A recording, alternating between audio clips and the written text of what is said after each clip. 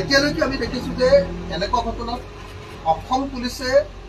অভিযুক্তক হত্যা কৰিছে ৮২ জন। অসম পুলিচে হিমন্ত বিশ্ব শৰ্মা চৰকাৰৰ দিনত অসম পুলিচে হত্যা কৰিছে এতিয়ালৈকে ৮২ জন। মই আকৌ কৈছো যে হিমন্ত বিশ্ব শৰ্মাৰ দিনত আন্দোলনটোক বাদ দিলে এতিয়ালৈকে অসমত এনেকুৱা এনকাউণ্টাৰ, ভুৱা এনকাউণ্টাৰ বা পুলিচৰ জিম্মাত অভিযুক্তৰ ওপৰত আক্ৰমণৰ ঘটনা এনেকুৱা সংঘটিত হৈছে ১৮৮টা, অতি কমেও ১৮৮টা, 188। আৰু আটাইতকৈ ডাঙৰ ৰেকৰ্ড হ'ব ৮২ জন মানুহক এনেকৈ ভুৱা এনকাউণ্টাৰ কৰি হত্যা কৰা হৈছে।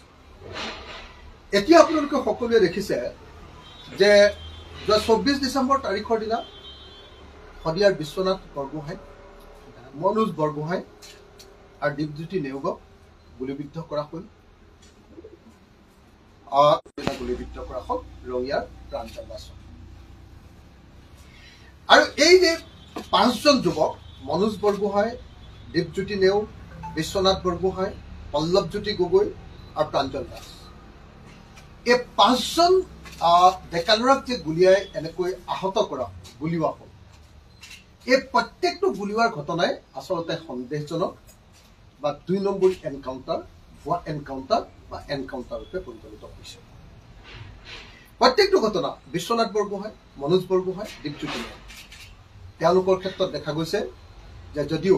পুলিচে বিভিন্ন ধৰণৰ কথা কৈছে, তেওঁলোক আচলতে ASTCৰ পৰা চাকৰি লোৱা ৩জন যুৱক বুলি কোৱা হৈছে। ঠিকাভিত্তিক মানে কৰ্মচাৰী আছিলে। তেওঁলোকৰ সেই ঠিকাভিত্তিক কৰ্মচাৰী চাকৰি গৈছিলে আৰু তেওঁলোকে দুখত মদ খাই থকা বুলি কোৱা হৈছিলে। আৰু মদ খাই আচলতে ঘৰলৈ ফোন কৰি কৈছিলে যে আমি আলফাত যোগদান কৰিম, এনেকুৱা ধৰণৰ এনেই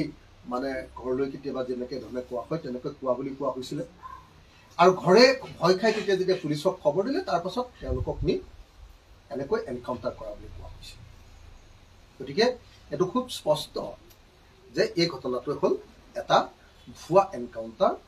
এনকাউণ্টাৰ বা পুলিচৰ জিম্মাত এনেকৈ মানুহৰ ওপৰত কৰা আক্ৰমণৰ ঘটনা। তো এইটো হ'ল ঘটনা। ২ নম্বৰ, শিৱসাগৰৰ পল্লৱজ্যোতি গগৈ আকৌ আমাৰ শিৱসাগৰ বিধানসভা সমষ্টিৰ অৰ্থাৎ মোৰ বিধানসভা সমষ্টিৰ এজন নাগৰিক। তেওঁ ঘৰ আমাৰ কোঁৱৰপুৰৰ কাষৰ চাউলকুৰা যিটো পঞ্চায়ত, চাউলকুৰা পঞ্চায়তৰ বিক্ৰমপুৰৰ মকনা গাঁৱত তেওঁ হাজিৰা কৰি চলে ল'ৰাজনে। হাজিৰা কৰি চলা ল'ৰাজনক এনেকৈ এটা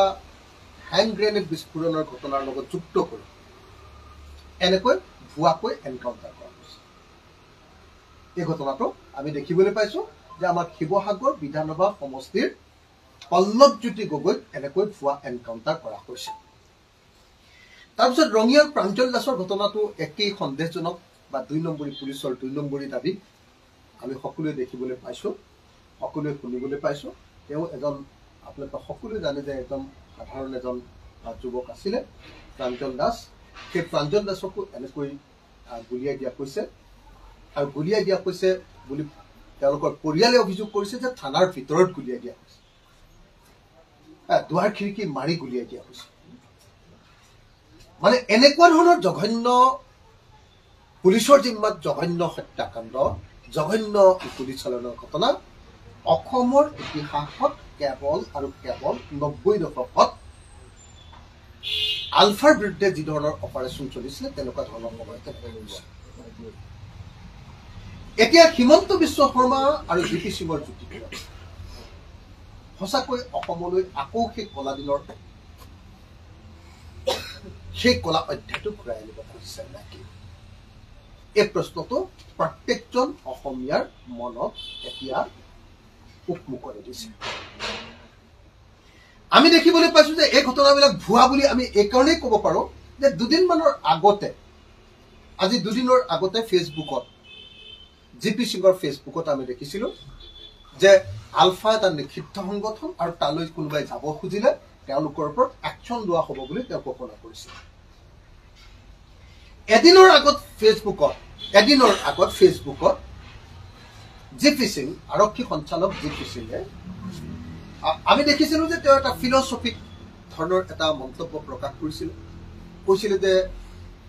পানী স্তব্ধ হৈ আছে নিস্তব্ধ হৈ থকা পানীত শিলগুটি দলিয়ালে সেই শিলগুটিয়ে যি জোৱাৰ সৃষ্টি কৰিব সেই জোৱাৰে যদি কাৰোবাক আঘাত কৰে তেতিয়াহ'লে সেই শিলগুটি দলিওৱাজনহে অপৰাধী তেওঁৰ গাতে কথাটো দুখ হ'ব এনেকুৱা ধৰণৰ বক্তব্য প্ৰকাশ কৰি তেওঁ আকৌ প্ৰমাণ দিব খুজিছিলে সাধাৰণতে সকলো এনকাউণ্টাৰ এনেকুৱা ভুৱা এনকাউণ্টাৰ আগত জিপি সিঙে এনেকুৱা ধৰণৰ বক্তব্য প্ৰকাশ কৰে আৰু তাৰ পাছতে আমি দেখিবলৈ পাইছিলোঁ যে এই দুটা ঘটনা যে 5জন অসমীয়া যুৱকক এনেকৈ ভুৱা এনকাউণ্টাৰ কৰি গুলিয়াই দিয়া হৈছে এনেকুৱা ধৰণৰ জঘন্য এনেকুৱা ধৰণৰ অমানৱীয় এনেকুৱা ধৰণৰ সভ্যতাৰ বাহিৰত যোৱা আনচিভিলাইজড বৰ্বৰ হত্যাকাণ্ড বৰ্বৰ গুলীচালনা বৰ্বৰ আক্ৰমণৰ ঘটনাক ৰাইজৰ দলে কেৱল নিন্দা কৰাই নহয় ইয়াক সম্পূৰ্ণৰূপে বন্ধ কৰিবৰ কাৰণে আমি আনুষ্ঠানিকভাৱে আজি ৰাইজৰ দলে দাবী উত্থাপন কৰিছোঁ আমি অসমৰ মুখ্যমন্ত্ৰী আৰু আৰক্ষী সঞ্চালক প্ৰধান জিপি সিঙক সকীয়াই দিছোঁ যে এনেকুৱা হত্যাকাণ্ড বা এনেকুৱা গুলীচালনাৰ ঘটনা এনেকুৱা ভুৱা এনকাউণ্টাৰৰ ঘটনা বন্ধ কৰা হওক এয়া এটা বিৰোধী দলৰ আৰু মুখ্যমন্ত্ৰী হিমন্ত বিশ্ব শৰ্মাৰ দৰে এজন বিধায়কৰ তেওঁ এজন বিধায়কৰ এয়া হ'ল স্পষ্ট দাবী আমি স্পষ্টভাৱে এই হত্যাকাণ্ড এই গুলীচালনাৰ ঘটনা এই এনকাউণ্টাৰ এই ভুৱা এনকাউণ্টাৰ এই পুলিচৰ জিম্মাত মানুহক গুলিয়াই মৰাৰ ঘটনা জুডিচিয়েল কাষ্টডিত এনেকুৱা ধৰণৰ যি গুলীওৱাৰ ঘটনা এই ঘটনা বন্ধ কৰিবৰ কাৰণে দাবী জনালো আপোনালোকক আকৌ এবাৰ কৈছোঁ যে হিমন্ত বিশ্ব শৰ্মা চৰকাৰখন এখন হত্যাকাৰীৰ চৰকাৰ হিমন্ত বিশ্ব শৰ্মা আৰু জিপি সিঙে এতিয়ালৈকে ভুৱা এনকাউণ্টাৰ কৰি 82জন মানুহক হত্যা কৰিলে আৰু এনেকুৱা 188টা ঘটনা সংঘটিত কৰিলে আৰু আপোনালোকে নিশ্চয় এই কথা জানে যে এজন বিধায়ক হিচাপে ৰাইজৰ দলৰ এজন বিধায়ক হিচাপে মই প্ৰত্যেকখন বিধানসভা অধিৱেশনতে ভুৱা এনকাউণ্টাৰৰ ওপৰত প্ৰশ্ন উত্থাপন কৰিছিলোঁ ইয়াৰ বিৰুদ্ধে প্ৰতিবাদ সাব্যস্ত কৰিছিলোঁ আৰু কৈছিলোঁ যে আইনৰ শাসন আনিব লাগে এনেকুৱা ধৰণৰ জংগলৰাজ বন্ধ কৰিব লাগে তেতিয়া আমাৰ কথা মানুহে গুৰুত্ব দিয়া নাছিলে প্ৰত্যেকখন বিধানসভাত যেতিয়া মই প্লে কাৰ্ড লৈ গৈছিলোঁ যে ভুৱা এনকাউণ্টাৰ বন্ধ কৰক প্ৰত্যেকখন বিধানসভাত যেতিয়া মই প্ৰশ্ন কৰিছিলোঁ যে ভুৱা এনকাউণ্টাৰ বন্ধ কৰিবই লাগিব প্ৰত্যেকখন বিধানসভাত যেতিয়া মই ভুৱা এনকাউণ্টাৰৰ ওপৰত প্ৰশ্ন কৰিছিলোঁ তেতিয়া গৃহমন্ত্ৰীৰ হৈ সংসদীয় পৰিক্ৰমা মন্ত্ৰী পীযুষ হাজৰিকাই কৈছিলে বিধানসভাত যে অখিল গগৈ অকল ভুৱা এনকাউণ্টাৰ ওপৰতে সদায় প্ৰশ্ন কিয় তুলি থাকে কাৰণ ইয়া গণতান্ত্ৰিক ব্যৱস্থাৰ ওপৰত আটাইতকৈ ডাঙৰ আক্ৰমণটোৱে হ'ল ভুৱা এনকাউণ্টাৰ ৰাষ্ট্ৰসন্ত্ৰাসৰ বৰ্বৰতম নিদৰ্শনটো হ'ল ভুৱা এনকাউণ্টাৰ আৰু এনেকুৱা ৰাষ্ট্ৰসন্ত্ৰাস কোনো ভদ্ৰ সমাজত এনেকুৱা বৰ্বৰ ৰাষ্ট্ৰসন্ত্ৰাসক কেতিয়াও স্বীকৃতি দিব নোৱাৰে যেতিয়া এনেকুৱা ভুৱা এনকাউণ্টাৰ কৰি মুছলমান মানুহ এজনক হত্যা কৰা হৈছিলে তেতিয়া মানুহবিলাকে বহুতে ফূৰ্তি পাইছিলে যেতিয়া আমাৰ গগৈক আক্ৰমণ কৰা হ'ল পল্লৱজ্যোতি গগৈ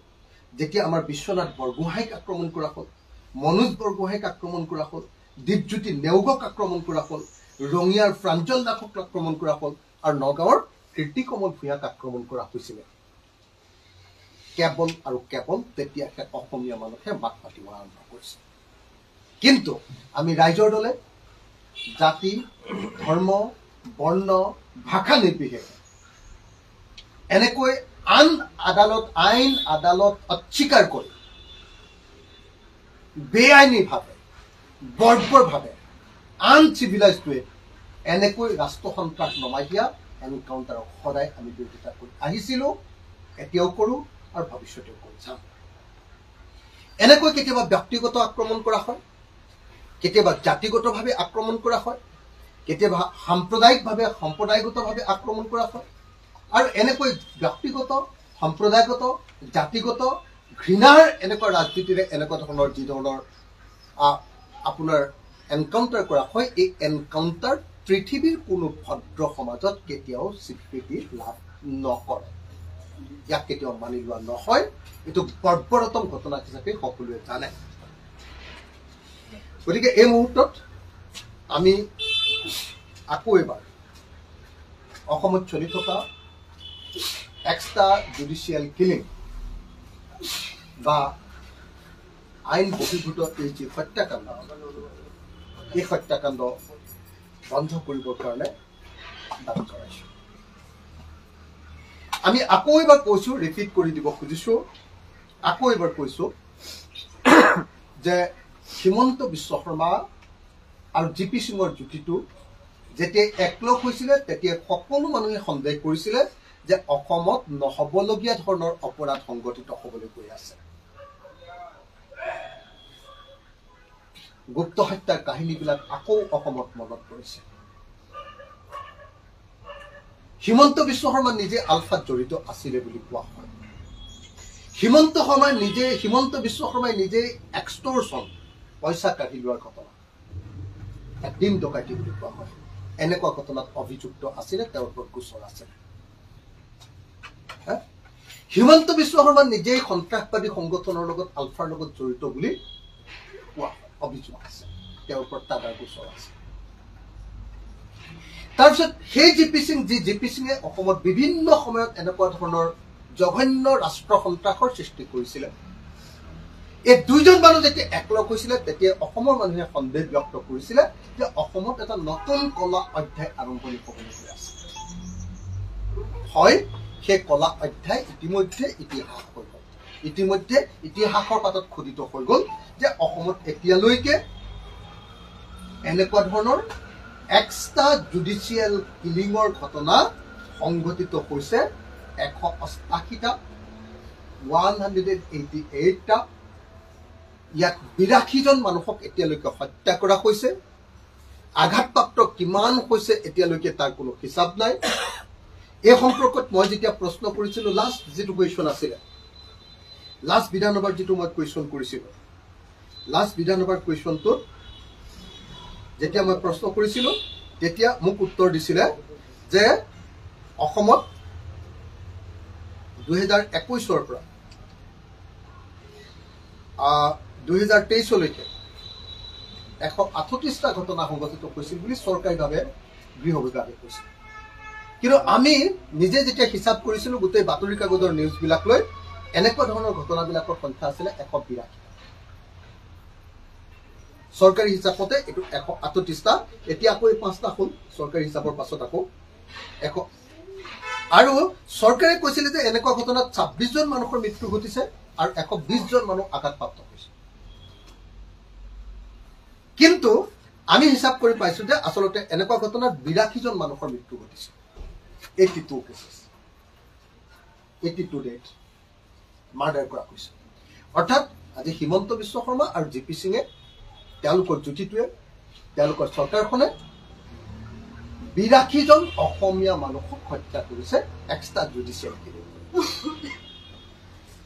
আমি আকৌ এই এক্সট্ৰা জুডিচিয়েল কিলিং বন্ধ কৰিবলৈ দাবী জনাইছো এই বৰ্বৰ হত্যাকাণ্ড বন্ধ কৰিবলৈ দাবী জনাইছো আপোনালোকে সকলোৱে জানে ইতিমধ্যে এক্সট্ৰা জুডিচিয়েল কিলিং লিগেলাইজ কৰিবৰ কাৰণে হিমন্ত বিশ্ব শৰ্মাইটো এইটো কৈয়ে থাকে সদায় অপেন আপোনালোকে জানে যে এনেকুৱা ধৰণৰ ঘটনাবিলাকক সদায় তেওঁলোকে বিধানসভাৰ বাহিৰত ভিতৰত সকলোতে তেওঁ উৎসাহিত কৰি থাকে যে এক্সট্ৰা জুডিচিয়েল কিলিং বা এনকাউণ্টাৰ হ'ব লাগে বুলি তেওঁলোকে কৈ থাকে এনকাউণ্টাৰ কৰিবৰ কাৰণে আপোনালোকে সকলোৱে জানে যে একাউণ্টেবিলিটি যিখন আমাৰ কমিশ্যন আছে পুলিচ একাউণ্টেবিলিটি কমিশ্যন এই আইনখন তেওঁলোকে সংশোধন কৰিব লাগে যাতে পুলিচৰ ওপৰত কোনো ধৰণৰ একচন হ'ব আপোনালোকে সকলোৱে জানে ইয়াৰ বিৰুদ্ধে ৰাইজৰ দলৰ বিধায়ক হিচাপে মই কিমান এই একখনৰ বিৰুদ্ধে নিজে মই সংশোধনী প্ৰস্তাৱ আনিছিলোঁ সংশোধনী প্ৰস্তাৱ অনাই নহয় বিধানসভাত তাৰ বিৰুদ্ধে মাত মাতিছিলোঁ আৰু আন বিৰোধী দলবিলাকক লগত লৈ আমি সদন ত্যাগ কৰিছিলোঁ যেতিয়া জোৰ কৰি 2022 চনত একাউণ্টেবিলিটি কমিশ্যনখন সংশোধন কৰাই দিয়া হৈছিল, আইনখন সংশোধন কৰি দিয়া হৈছিল। আমি চৰকাৰক দাবী জনাইছিলোঁ, আমি বিধানসভাত দাবী জনাইছিলোঁ যে এখন চিলেক্ট কমিটিলৈ যাব লাগে। একাউণ্টেবিলিটি কমিশ্যনখন ভাঙি দিয়াৰ কাৰণে, দুৰ্বল কৰাৰ কাৰণে যিখন আইন অনা হৈছে, সংশোধনী অনা হৈছে, ইয়াক চিলেক্ট কমিটিলৈ পঠিয়াব লাগে। কিন্তু সদন কমিটিলৈ পঠিয়াবৰ কাৰণে অধ্যক্ষ ডাঙৰীয়া সন্মত নহল। আৰু তাৰ ফলস্বৰূপে আজি পুলিচে একদম খুল্লুম খুল্লা পুলিচ থানাত নি দুৱাৰ খিৰিকী খুলি বা দুৱাৰ খিৰিকী বন্ধ কৰি গুলিয়াই যুৱক এজনক গুলিয়াই দিবৰ কাৰণে এনেকুৱা ধৰণে সম্ভৱ হৈছে। ইয়াতকে ডাঙৰ ৰাষ্ট্ৰ সন্ত্ৰাস চাগে পৃথিৱীৰ ইতিহাসত খুব কম। হিটলাৰৰ দিনত যি ঘটনা সংঘটিত হৈছিলে, এতিয়া আধুনিক এজন হিটলাৰ, অসমীয়া হিটলাৰ হিমন্ত বিশ্ব শৰ্মাৰ দিনতো একে। আমি আধুনিক হিটলাৰ হিমন্ত বিশ্ব শৰ্মাক এনেকুৱা ধৰণৰ জঘন্য হত্যাকাণ্ড বন্ধ কৰিবৰ কাৰণে আৰু আইনৰ শাসন প্ৰৱৰ্তন কৰিবৰ কাৰণে আৰু সকলো এনকাউণ্টাৰ বন্ধ কৰিবৰ কাৰণে পুনৰ দাবী জনাইছো। ধন্যবাদ। শেহতীয়াকৈ দেখা পোৱা গৈছে পৰেশ বৰুৱা আৰু জিপি সিঙৰ মাজত এক যুদ্ধ বা বাক যুদ্ধ আৰম্ভ হৈছিল। তেওঁলোকে পৰেশ বৰুৱাক এক প্ৰকাৰ প্ৰত্যাহ্বান জনাইছিল জিপি সিঙে, আৰু এই ধৰণৰ তেওঁলোকৰ মাজত এক সংঘাতৰ সৃষ্টি হৈছিল। তাৰে পৰিণতি নেকি এই অসমীয়া যুৱককেইজনৰ? মানে জিপি সিঙে এটা নিষিদ্ধ ঘোষিত এটা সংগঠনৰ আৰ্মি চিফৰ লগত যি ধৰণৰ মুখ চুপতি কৰিছে, এইটো দেখিবলৈ শুনিবলৈও বেয়া, আৰু এইটো নিজেও এটা বেআইনী কাম বুলি মই ভাবোঁ। কাৰণ এনেকুৱা কামৰ জৰিয়তে আচলতে এটা উগ্ৰপন্থী সংগঠনক ইনচিষ্ট কৰা হয়, উৎসাহিত কৰা হয় বা উত্তেজিত কৰা হয় বা আপোনাৰ উচতনি দিয়া হয়। এজন চৰকাৰৰ, আমি উগ্ৰপন্থী সংগঠনবিলাক স্বয়ম্ভূ, গতিকে তেওঁলোকৰ ওপৰত আমি বহুত কথা কৈ থাকি একো লাভ নাই। কিন্তু আমাৰ চৰকাৰৰ ধৰণেৰে চলা এজন আৰক্ষী সঞ্চালক প্ৰধানে যি ধৰণৰ উতনুৱা, যি ধৰণৰ উগ্ৰবাদীৰ নিচিনা, যি ধৰণৰ অসাংবিধানিক আৰু যি ধৰণৰ উত্তেজিত আৰু আনক প্ৰভোগ কৰিব পৰা বক্তব্য প্ৰদান কৰে, এই বক্তব্যবিলাক দুৰ্ভাগ্যজনক। মই ভাবোঁ যে জিপি সিং আৰু পৰেশ বৰুৱা, পৰেশ বৰুৱাইতো ভালেই পাব এনেকুৱা ধৰণৰ কথা ক'লে, 10টা কথা আৰু পেপাৰত কৈ থাকিব, তেওঁ কি আহে যায় লুকাই আছে তেওঁ। কিন্তুতো ইয়াত গ্ৰেনেড বিস্ফোৰণ এটা হ'লে অসমীয়া মানুহ এজনৰহে লোকচান। গতিকে এই মুহূৰ্তত আমি জিপি সিঙক এনেকুৱা ধৰণৰ নিন্দনীয় কামৰ পৰা আঁতৰি আহিবৰ কাৰণে আৰু নিজকে বছ বুলি ভবাৰ প্ৰৱণতা, অহংকাৰী প্ৰৱণতাটোৰ পৰা আঁতৰি আহিবৰ কাৰণে আৰু নিজকে মানে কি কয় আপোনাৰ এইবিলাক মানে ডাঙৰ গেংবিলাকৰ মানে মুৰব্বী যিবিলাকক কি বুলি কয় আপোনাৰ মানে গডফাদাৰবিলাকৰ নিচিনাকৈ গেংবিলাকৰ মানে ডনবিলাকৰ নিচিনাকৈ আচৰণ কৰাৰ পৰা আঁতৰি আহিবৰ কাৰণে আমি আহ্বান জনাওঁ। যিহেতু আলফাৰ লগত আলোচনা 31 জানুৱাৰীত আলোচনা হোৱাৰ এটা কথা চলি আছে বা এটা চুক্তি স্বাক্ষৰিত হোৱাৰ বাতৰি প্ৰকাশ পাই আছে, গতিকে তেনে এটা সময়ত আকৌ এই ধৰণৰ ইনকাউণ্টাৰ মানে চৰকাৰৰ আচলতে আলফাৰ লগত কোনো আলোচনাৰ কোনো ধৰণৰ শুভবৃদ্ধি আছে বুলি মই নাভাবোঁ। আৰু এই যে আলফাৰ লগত যি ধৰণৰ এতিয়া চুক্তি কৰিবলৈ গৈ আছে, তাৰ পৰাও অসমৰ মানুহে যে বৰ কিবা এটা ডাঙৰ কিবা এটা সকাহ পাব বা কিবা পলিটিকেল এটা আমাৰ জয় এটা হ'ব অসমীয়া মানুহৰ, এনেকুৱা দুৰ্মূল মই ভাবোঁ কেৱল আই ৱাচিঙৰ কাৰণে। কেৱল মানে মইতো ভাবোঁ যে চৰকাৰখনে ইমানখিনি মানুহক মানে আত্মসমৰ্পণ কৰোৱালে আৰু এতিয়া একো নকৰিলে বেয়া দেখিব বুলি ভাবিহে চাগে চৰকাৰে মানে এনেই এটা হিচাপ ৰাখিবৰ কাৰণেহে আচলতে এনেকুৱা কাম কৰিবলৈ গৈছে। যদি আচলতে চৰকাৰৰ আলফাই তোলা প্ৰশ্নবিলাকৰ প্ৰতি সামান্যতম যদি আচলতে মানে আপোনাৰ সঁহাৰি দিলেহেঁতেন, তেতিয়াহ'লে নিশ্চিতভাৱে এই আলফা সমস্যাটোৰ এটা যি ক্ষোভৰ পৰা উদ্ভাৱন হৈছিলে এইটো নাইকিয়া হ'লহেঁতেন। সেইকাৰণে আমি বাৰম্বাৰ কৈ আছিলোঁ যে আলফা চৰকাৰ আলোচনাৰ পৰা অসমে বেলেগ একো নাপালেও ভাৰতৰ সংবিধানে দিয়া 371 ক অনুচ্ছেদটোকে দিয়া হওকচোন। 371A যিটো নাগালেণ্ডক দিয়া হৈছে, আমাৰ মাটিৰ ওপৰত আমাৰ সম্পদৰ ওপৰত অধিকাৰ আহিব তেতিয়া। হা না আলফাই এই প্ৰশ্ন উত্থাপন কৰে না ভাৰত চৰকাৰে অসমৰ মানুহক এই অধিকাৰ দিব খোজে সাংবিধানিকভাৱে পাব পৰা বস্তু এটাও দিব নোখোজে এনে ললিপপ এটা দি কি হ'ব এই আলফা ল'ৰাবিলাকক 5 লাখ দিম 10 লাখ দিম এসবৰ পৰা অসমৰ কি আহিব যাব কওক 5 লাখ পাবৰ কাৰণেতো আৰু কোনো আলফা কৰিব লগা নাছিলে নহয় হা কোনো ৰাজনৈতিক প্ৰশ্নৰ মীমাংসা কৰাৰ পৰিৱৰ্তে কেন্দ্ৰীয় চৰকাৰে কেৱল আৰু কেৱল মানুহক দেখুৱাবৰ কাৰণে যি কাম কৰিব খুজিছে এই কামৰ পৰা আচলতে কোনো ধৰণৰ ভাল ফলাফল অসমলৈ নাহে মই অসম চৰকাৰক ভাৰত চৰকাৰক দাবী জনাওঁ যে অসমক এই যি প্ৰশ্ন যি ফেডাৰেলিজমৰ প্ৰশ্ন উত্থাপন হৈছিল আলফাৰ জৰিয়তে যি ক্ষমতা কাৰিয়ৰৰ প্ৰশ্ন উত্থাপন হৈছিল যি ক্ষমতা বিকেন্দ্ৰীকৰণৰ প্ৰশ্ন উত্থাপন হৈছিল সেই ক্ষেত্ৰত এটা ষ্টেপ দিয়ক তেতিয়াহ'লে অসমৰ মানুহৰ প্ৰতি আলফাৰ ইছ্যুটোৰ প্ৰতি চৰকাৰৰ এটা সদিচ্ছা আছে বুলি ভাবিব পৰা যাব আৰু এইটো এটা আশ্চৰ্যজনক ঘটনা চাওকচোন আলফা চৰকাৰৰ আলোচনা হৈ আছে ইমান ডাঙৰ ভুৱা এনকাউণ্টাৰ কথা হৈছে এজন আলফাই আলোচনাপন্থী কোনোবা এজন আলফাই বাৰু ইয়াৰ বিৰুদ্ধে মাত এটা মাতিছিল এইটো দুৰ্ভাগ্যজনক হয়নে নহয় কওক মাতটো মাতিলেহে তেওঁলোকৰ দাবীবিলাকৰ গুৰুত্বটো দিল্লীত বাঢ়িলেহেঁতেন মাতেই নামাতে কিন্তু সেইভাৱে যিখন চুক্তি স্বাক্ষৰ কৰিবলৈ গৈছে তাত খচৰা এতিয়ালৈকে পোৱা নাই বুলি কৈছে তেওঁলোকে মই কৈছোঁ যে এইবোৰ মানুহক দেখুৱাবলৈ কৰা চুক্তি মানে ক'বলৈ বেয়া কিন্তু এইবিলাকৰ ফলাফল বিশেষ একো ৰাজনৈতিক তাৎপৰ্য থকা ফলাফল একো নহয় আলফাৰ মূল দাবী আছিল 85% নিৰ্বাচনী প্ৰক্ৰিয়াত সংৰক্ষণ স্থলগুৰি ৰাইজৰ বাবে